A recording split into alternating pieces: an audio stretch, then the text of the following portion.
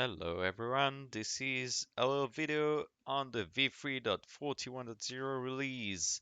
It has been about a year since the last release. I am sorry for the delay. There was a lot of fixes to be done on v3.40 and these are mostly done now, so I feel confident we can finally release a v3.41 release for Gluetun. All right. As it says, yeah, good part of 2025 until July, August, I've been pretty much away from this project due to work and life getting in the way. And I want to thank, well, all of you, first of all, for using Gluetun and being supportive and participating in issues and discussions on the Gluetun repository. There were also a few code contributions, and that's always appreciated. Um, all right, let's dig into this release. So many of the features you see are the result of behind the scene work that has been done in the last few years, notably on DNS. I've been basically rebuilding sort of Unbound, I mean, some of Unbound in Go myself as well, to be able to customize DNS behavior for Glutin. I use that DNS program on my home network as well, but it's used in Gluetun, and it's very useful because I can really like tweak very fine things to fit with Gluetun, and you will see there's a lot of DNS coming in this release and a lot more to come in the next release. Um, and finally, I am introducing officially the ranting section at the bottom of this changelog.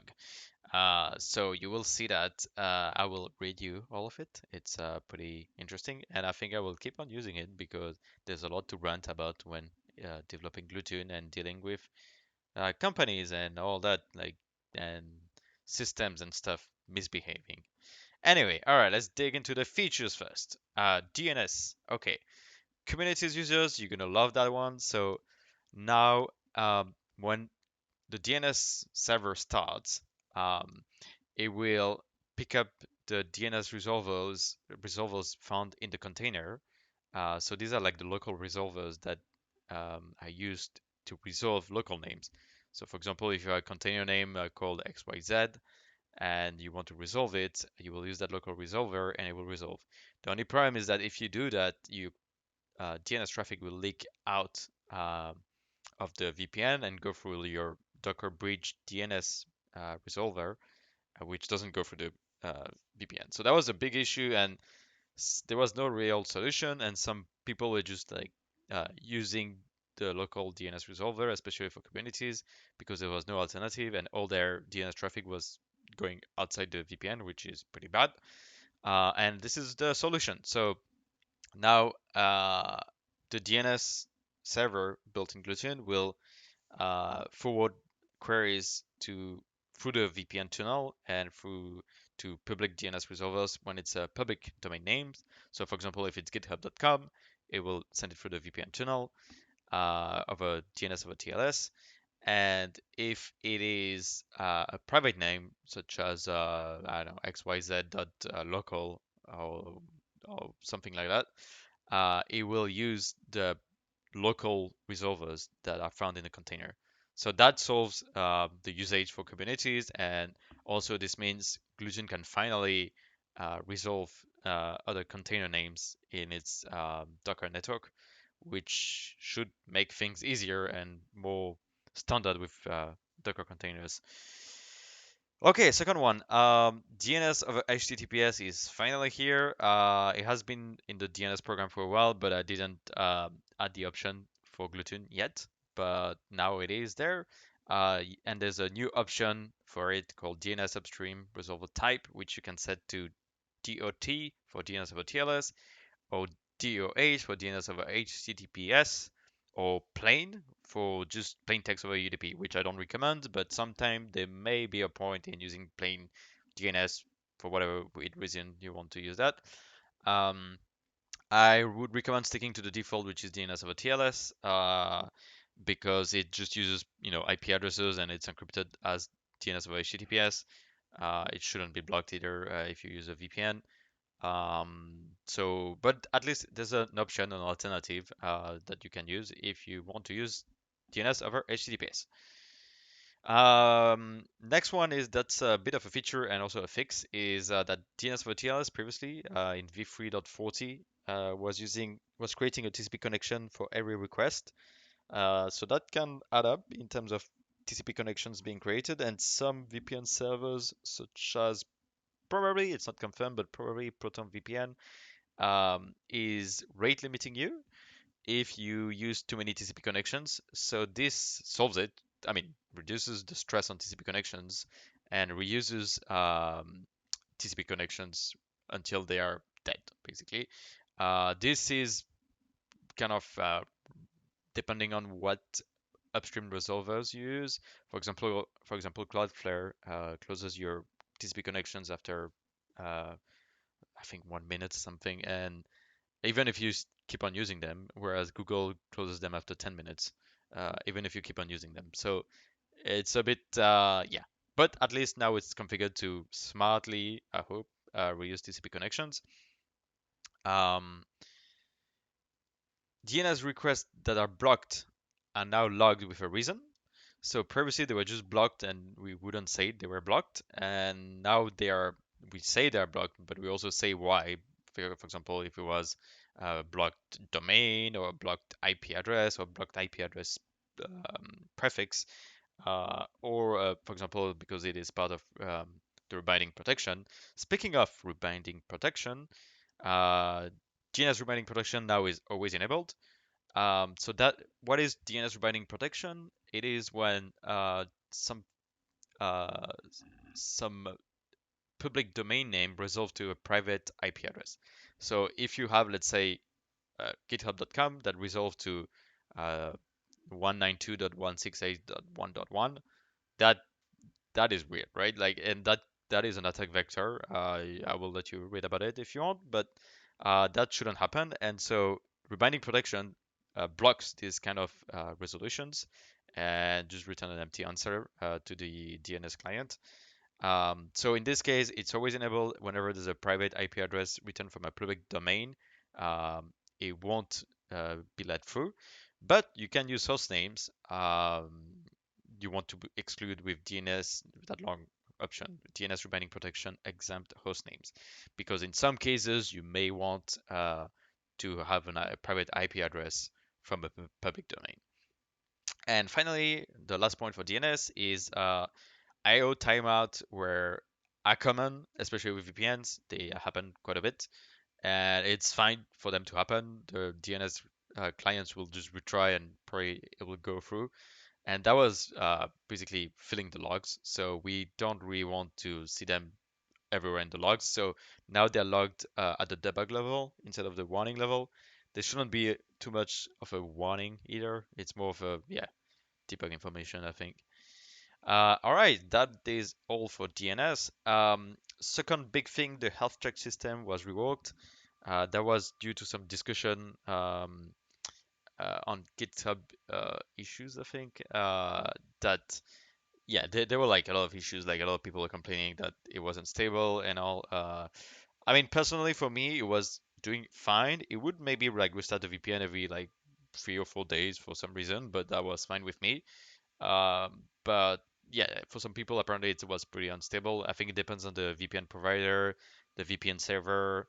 There was a lot of factors like your connection, your internet connection may be unstable as well.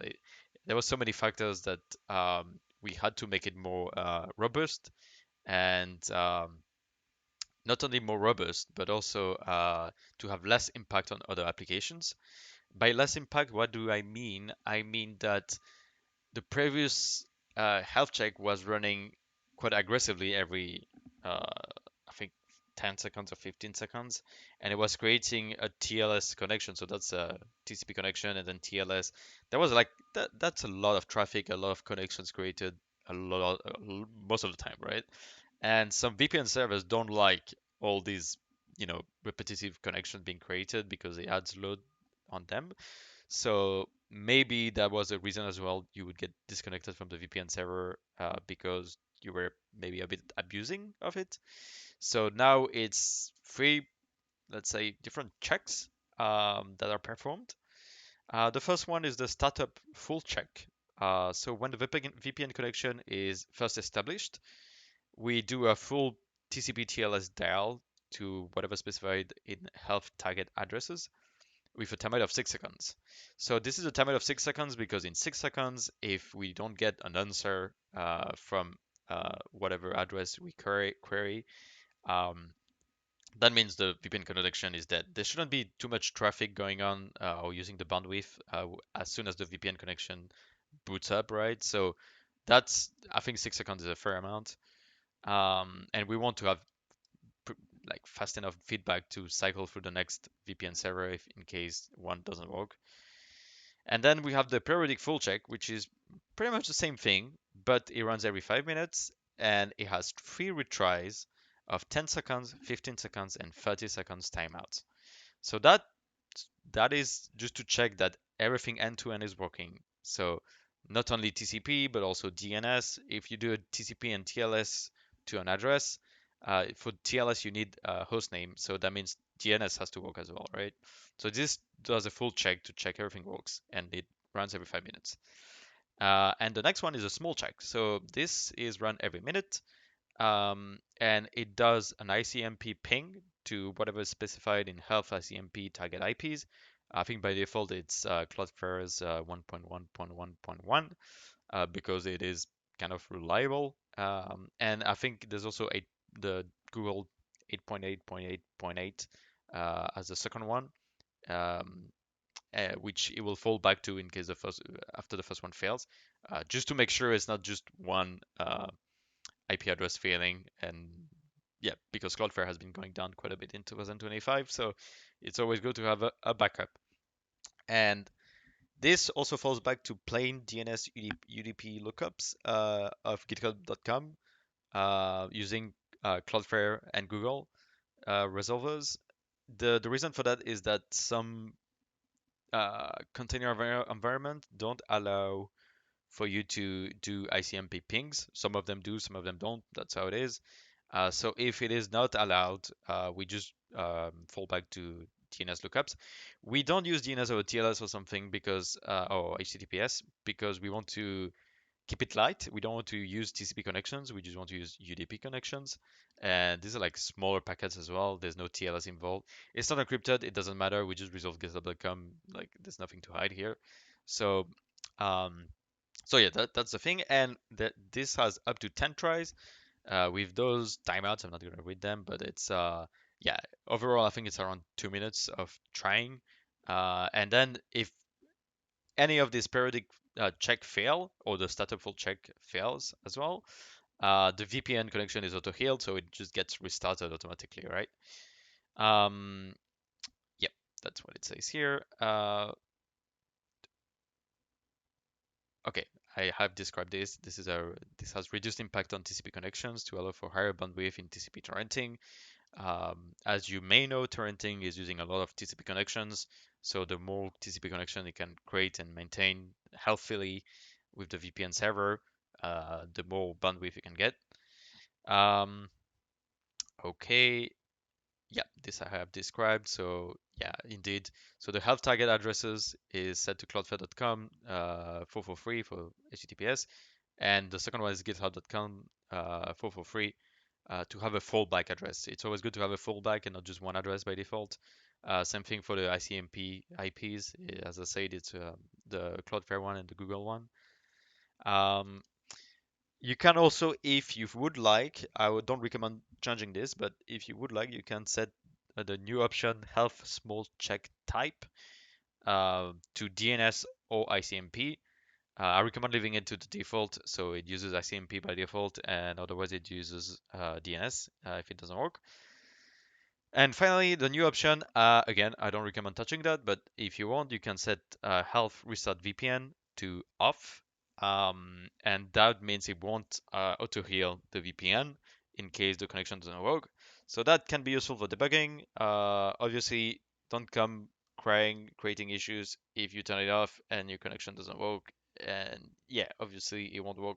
That's the point of the health check and auto healing feature. All right, that's all for the health check. I have a multiple report that it has been pretty stable, so that's good. And now for the VPN providers servers updates, so that are built in. The following were updated. So CyberGhost was updated, ExpressVPN, Mulvad, Privado, private internet access. SigVPN with the mere, well, actually, this is not 11. I need to update that. It's around, I think 20, not many, but yeah, those servers are there, I guess, and all the other previous ones are removed now. Proton VPN servers are updated as well, so Shark and Tolga. Next for the control server, so the HTTP control server, if that matters to you, there's a new option called HTTP control server of default role, which is JSON encoded, and you can set a default, well, yeah, default role for all your routes all at once. So this is a bit of the lazy approach. I recommend using the TOML file as described in the wiki. But if you're lazy, and I think like there's quite a bit of users being lazy, which makes sense. I'm lazy as well. That's fair. That's fair. You can use that option and just specify. You have a few examples. Like for example, you can specify the auth type to basic, the username and the password, or the API key, or just no authentication, which I do not recommend either. Um, and finally, one more thing is that it logged the number of roles read from the authentication file. So to avoid confusion about, oh, did my authentication TOM file uh, was read by Gluetun or not, you know? So now you should know. Next, on the VPN server side port forwarding, two new template variables, port, a singular port on top of ports with an S. Singular port is just the first port because in some script, the script can only accept one port and not multiple ports. So in that case, we just you can just use that template variable, so you don't need to go through some weird shell splitting of the commas and all that to get the singular port. And also the VPN underscore interface, which is pretty much tuned 0 by default all the time. But in case you want to change that, it will be reflected in that. So this allows some flexibility for people who want to contribute to scripts in Gluetun.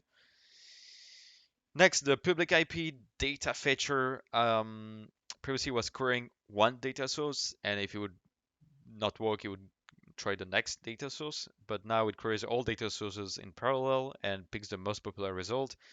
This is a bit some clever code, like where it analyzes, for example, countries for an IP address, and it will pick the most popular country, and but it will also accept, um, country names that change a bit, for example, with a comma or something. So yeah, it's pretty clever code, I think, and so that should give better, more accurate public IP data, for example, when you connect to the VPN on what is logged, or when you update your server's data for some VPN providers where you need to fetch public IP data. Um, Next, Alpine was bumped from 3.20 to 3.22, so that comes with good things and bad things, I guess. But yeah, we shall see. Um, and for WireGuard, I see a lot of people are trying to stuff in host names in the WireGuard endpoint IP option, and then create issues or complain about it. Now they will not, because if a host name, if it's not an IP address, it will be explained to you that it has to be an IP address, just to be clear. And finally, I don't think anyone caught that, but there's a new little ASCII logo from a fan-made logo that is logged out at program exit, and I don't think anyone spotted it. But anyway, now you know. Now comes the fixes. All right, so WireGuard. I don't actually remember this one, but yeah, when we create a new route, we do specify the IP family. I think that was causing issues when on setups with IPv6 and IPv4 enabled. Um, WireGuard endpoint IP is now fixed, and it will override whatever IP from the picked connection. There was a regression introduced in v3.39. Now, when it comes to provider-specific fixes, for CyberGhost, the updater, we logged the warnings from the resolver that was not done, and so that was a bit odd not to see any warnings and silently discarding errors. But we do not log no such host warnings, which happen quite a lot. For ExpressVPN, thank you to, I think, Lobstrosity. He went through the horrible manual work of updating all the hard-coded servers data. ExpressVPN is, well, was the only one with hard-coded servers data because we cannot find their servers data anywhere. So that sucks, but um, yeah, so data is done and now all their servers data is updated. So that was the only one. Now there's also Slick VPN because they don't maintain their servers list properly on their website. And Proton VPN, or I have a lot to say about that, but anyway, now they have authenticated. We have authenticated servers data updating. Um, you can use these new options: updater, Proton VPN email, and Proton updater, Proton VPN password if you want to update it periodically. And if you use the CLI, you have new flags for Proton email and Proton password to update the server's data. I would recommend you to just wait. There's a pull request to update periodically servers in the container image automatically. So from soon, I guess, you will be able to just pull the image, I mean, at least the latest image, and get new servers data. You don't really need to update your servers data that often either. You probably need to update it maybe every 2 or 3 months, I guess, so, or even more. Um, it's just that, yeah, after 6 months, after a year, some servers go offline, so that will become troublesome for Gluetun. Um, but anyway, so that does work in some cases. It doesn't in some other cases. It's a bit obscure. It's yeah. I wouldn't recommend like using it really, but you can use it if you want. If you want to update your server's data, it will be used in the automated update process on GitHub. So yeah, that's that.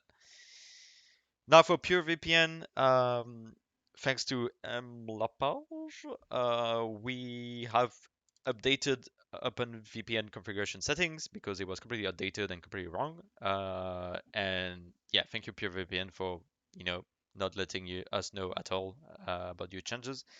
And also the updater now does some clever passing of country and city from the host name using country codes and city codes and all that, and merges it with IP address information. And yeah, basically it will be better servers data from now on.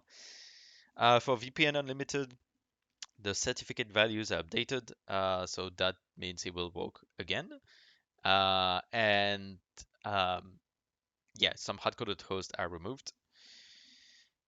For the VPN secure provider, the updater was fixed by allowing their website servers list to have NA for the region city. Previously, it would just not accept it and the updater would fail. Yeah, so that was a little issue, but now it's fixed.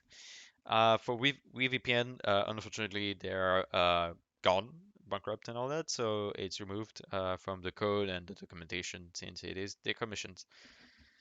When it comes to server storage, do not crash the container but log a warning if flushing merge servers to file fails. Yes, indeed. Previously, when you would try to write the merge servers to the file and the container would not have access to that file, for example, it would be read-only, the container would crash. And I don't think it's a reason to crash a container. We can just log a warning and continue with our lives, since it's still kept in memory, so we don't need to actually flush it out to file. Now for VPN server-side port forwarding. Um, we now clear the port file instead of removing it because sometimes the port file is bind mounted and we cannot remove it. We can only write to it. So that is why, and otherwise it makes the whole program crash. So yeah, we don't want to do that. Um, and just remove a double log when clearing the port forward file. Nothing crazy. For the control server, we yeah, that was a little bug, I think. We log out the full URL path from now on, not just the bottom request URI. That was pretty silly in the logs. And Yeah, we changed the root with retrocompatibility. Okay, now it's v1 slash port forward. Previously it was v1 slash openvpn slash port forward dot, which makes no sense because it also works with WireGuard, so that was strange. Yeah, it has nothing to do with OpenVPN. And also it's port forward, not port forwarded, because yeah, the port forwarded just is makes no sense as well, I think. Um, okay. Next, public IP underscore enabled is now respected. It was not respected for a while for some reason. Now it's back to being respected. Uh, that is a last minute fix. The Cloudflare public IP API, sorry, now requires the referrer header that is now added in the code. So it does work again. And yeah, I have no idea what that is. The OpenVPN config command no longer panics is missing set I have no idea what that is. But anyway, I think maybe the OpenVPN config command was broken for some time. Anyway, now it's fixed. And when it comes to DNS, oh, this one is a bit important. Sometimes if the block list update fails, it will not try again on the next period. So now it will retry on the next period even if it fails, which is a good thing. Um, yes, DNS keep name server was a total mess. Now it is fixed.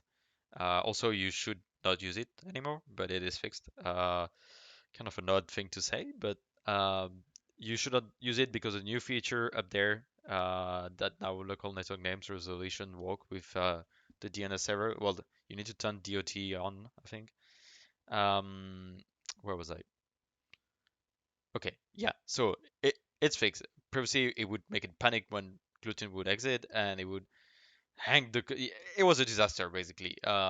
It was a total disaster if you would use that, but now it's fixed. You can still use it if you want, but you should not have to. And fix a grammar issue in the log for the health check. All right, yeah, whatever. Okay, now documentation. Remove some badge. Updated Alpine version and image size. Yeah. Oh yeah, running on official websites, which are scams. Okay. This is going to be in the ranting section, but if you don't want to wait for it, basically there's someone uh texted me and asked me, "Is this you?" about the website, which is gluten.com, and it is not me. And this is, well, it's not really a scam, but it is an AI generated website from some idiots who are trying to sell website development, right? And so they just generate websites for a bunch of popular GitHub projects. And yeah, so that sucks. So don't be careful out there, with AI generated website. It can seem like the legit thing, but it's not. So just stick to github.com, QDM12, Gluetun, and the Gluetun wiki as well. And yeah, be careful. Okay. Yeah, I did add also the PUID and PGID environment variables in the Docker file because they were defined in the Go code, but not in the Docker file. And some people would think that it would be like something else. It would be UID or something. So that should avoid confusion. We added a pull request template as well. Um, and we updated the provider issued template. All right. Okay. One last thing is the maintenance. I'm not going to go through all of it. It's a lot of boring stuff. You can read it if you want. But basically, a lot of DNS options names were changed. They're still retrocompatible, but now, for example, DOT is DNS server, DOT providers is DNS upstream servers, etc., etc. Let's say it's not completely tied with DOT because now the DNS server can be either DOT, DOH, or plain, right? It has three different upstream connection types. So yeah, so a lot of renamings. And yeah, the rest you can read. I'm not gonna go through all that. And now let's go to the ranting section. So as I said, this is a new section in which I will share my rant among various gluten related things. Expect a lot of uppercasing, heavy punctuation, and no structure whatsoever. Enjoy the read! Exclamation mark. All right, let's go. Let's click on read more. Let's go down, down, down, down, down, down. All right, Alpine. Oh my God! Stop breaking IP tables on every two releases. when I enter iptables dash n big L dash n means numeric. Numeric, you idiots. Oh, then why the hell did 0 become all on Alpine 3.22? Okay, it's oh my god. Anyway, they keep on breaking. This is not the first time, by the way. Like they keep on breaking IP tables. So yeah, Gluetun was configured like clockwork to parse these numeric values, and all hell broke loose on some systems where it would return textual values. And it's funny because I think it's not all systems that return textual values. Some of them return numeric values still.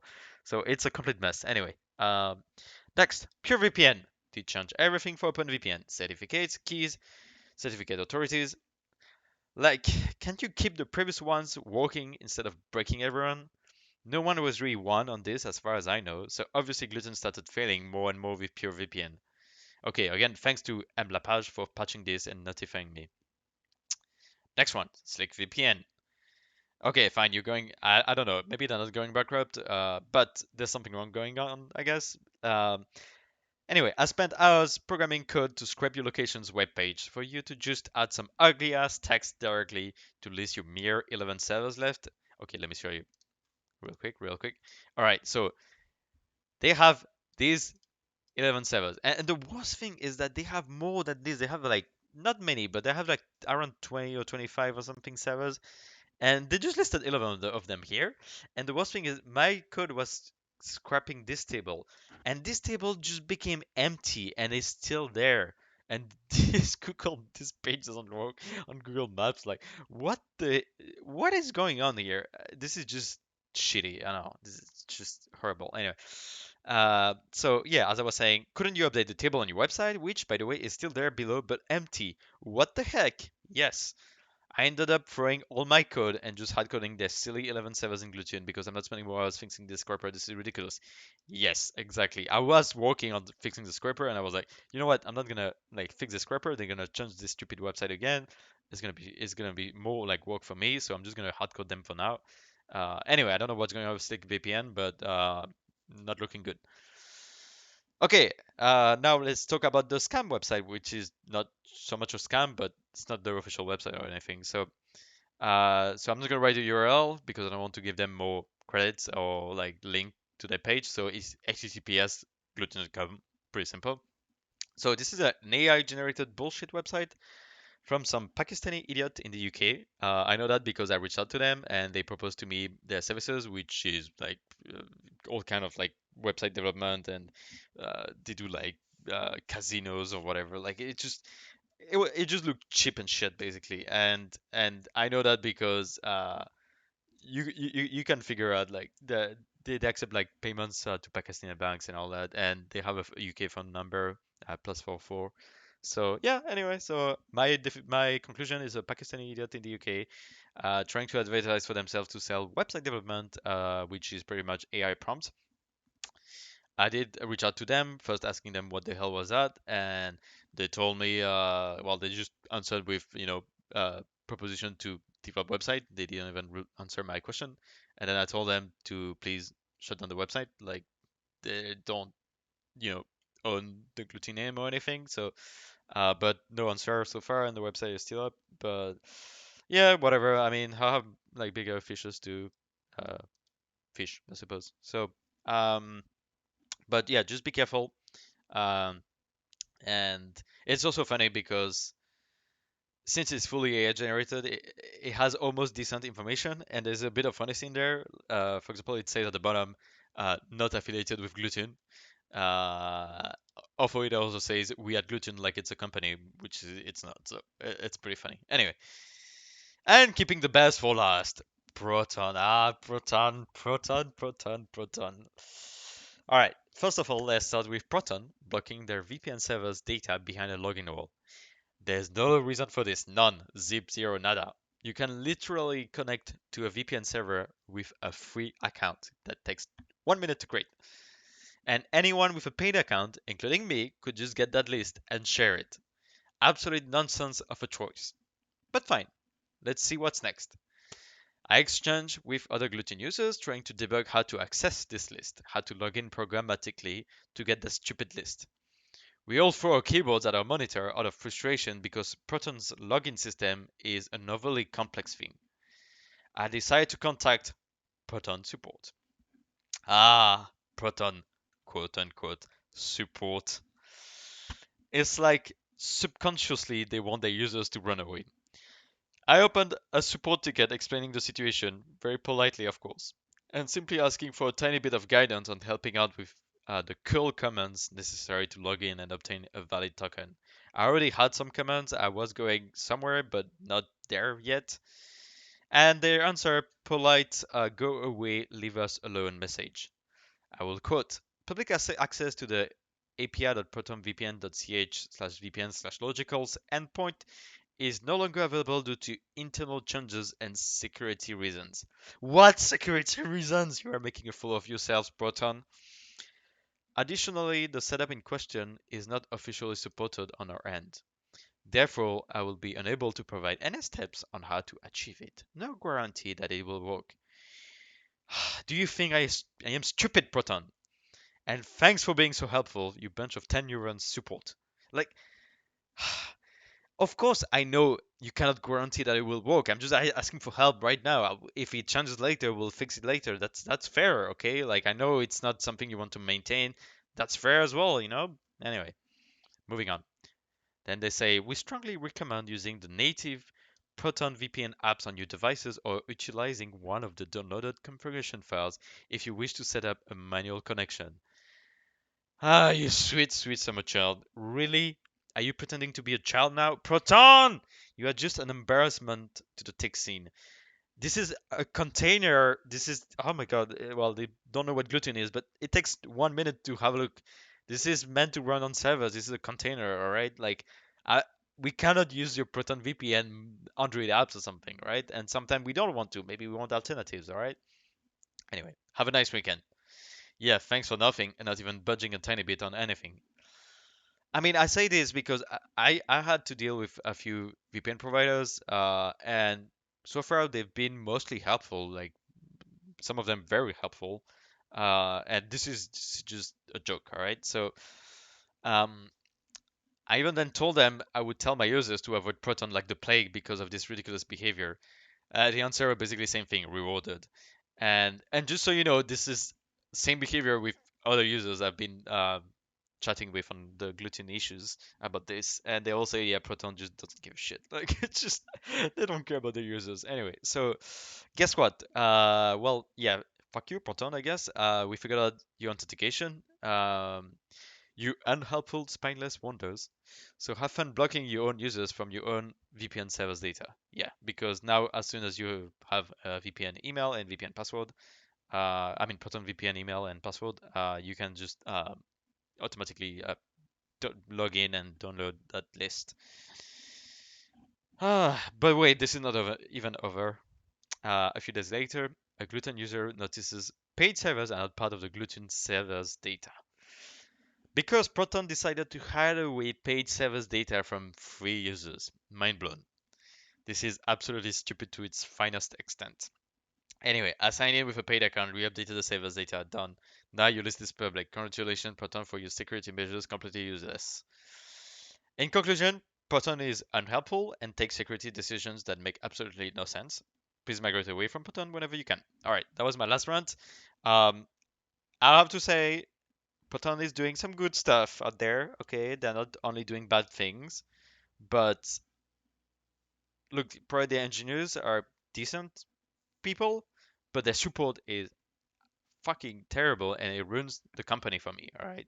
Like, why don't they forward it and talk to the engineers? I mean, the engineers are probably, overworked or something and they don't have time to, help you with like 20 minutes on something.